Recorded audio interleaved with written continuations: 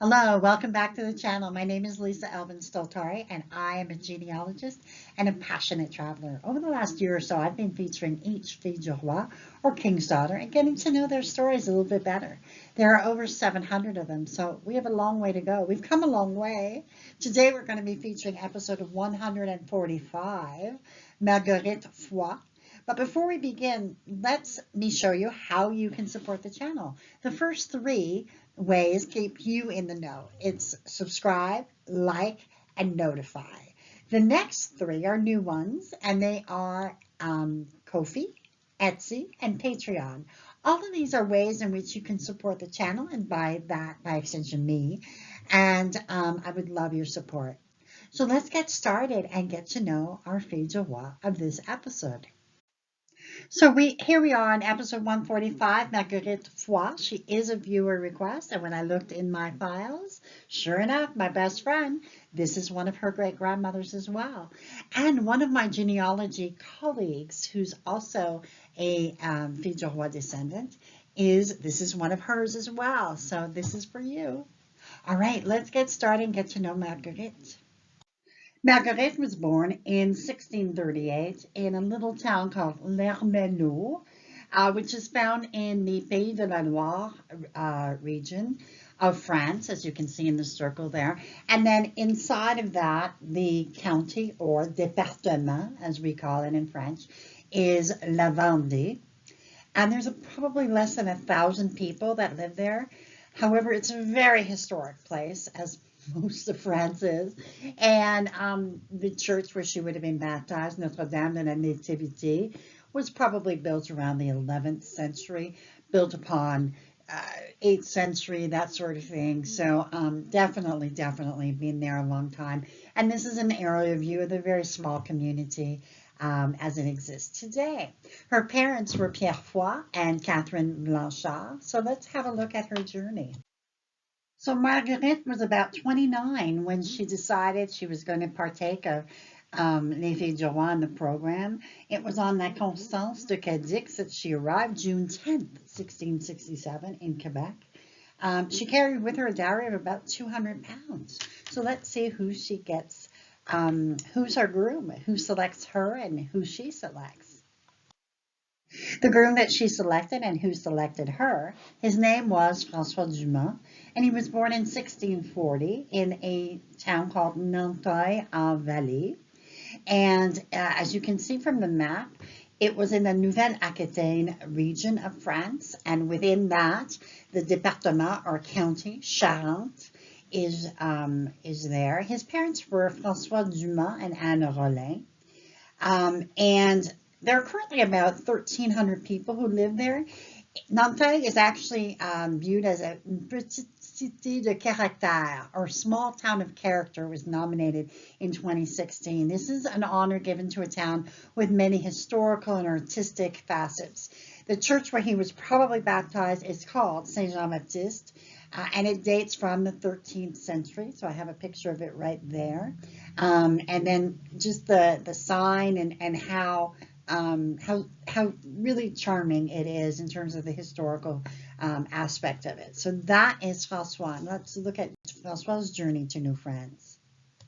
So François was a Mason, and he came to New France sometime before 1666. So he's listed on that census of 1666. Let's have a look at how they connect up.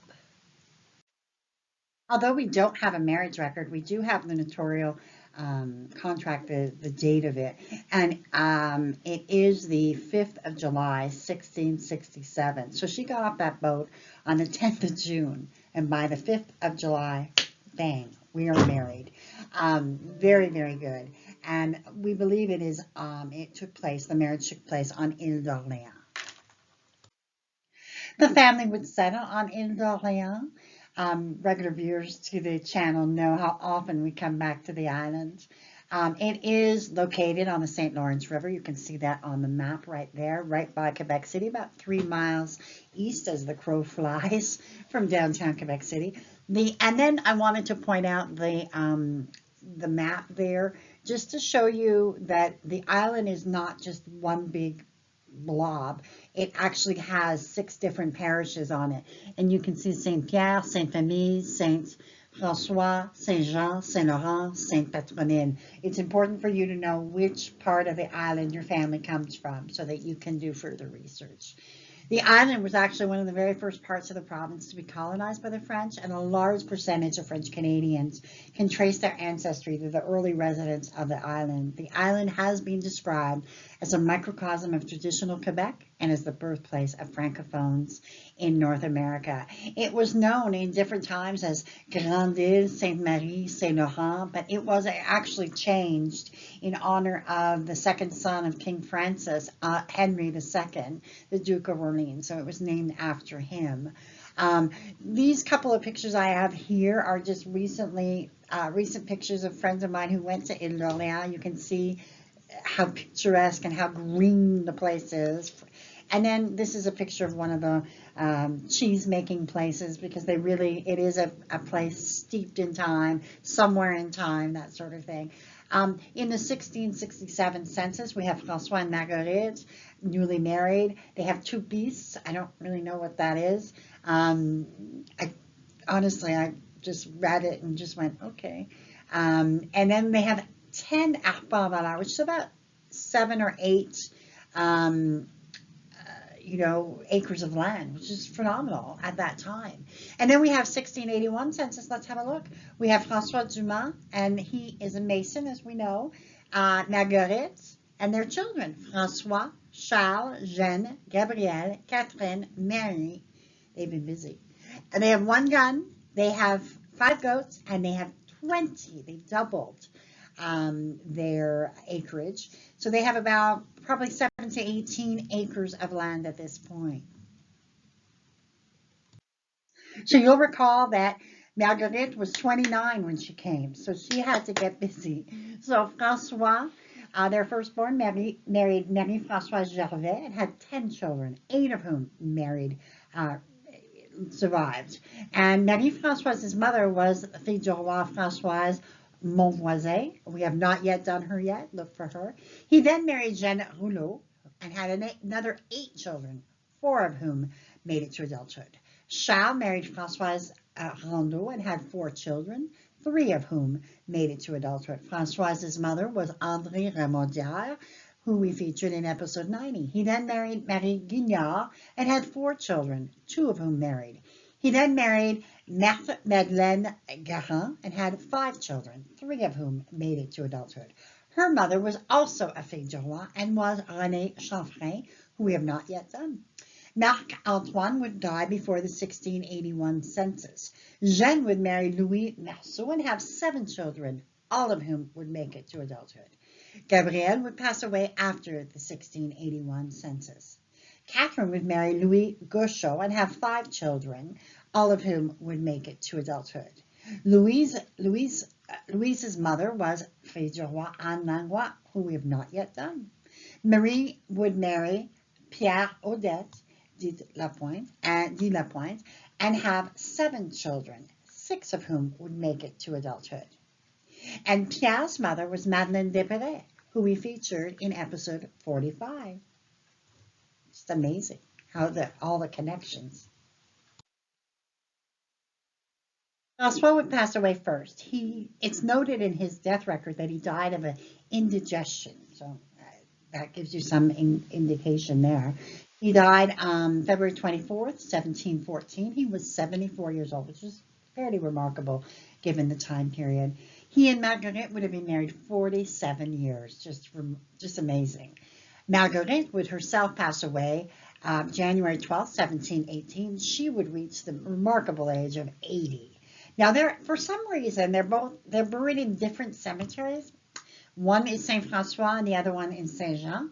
And so possibly Marguerite went to live with one of her children in that pair. That's why I was telling you how important it is to note which section of the island they're living in, because you're going to be able to find them a little bit easier.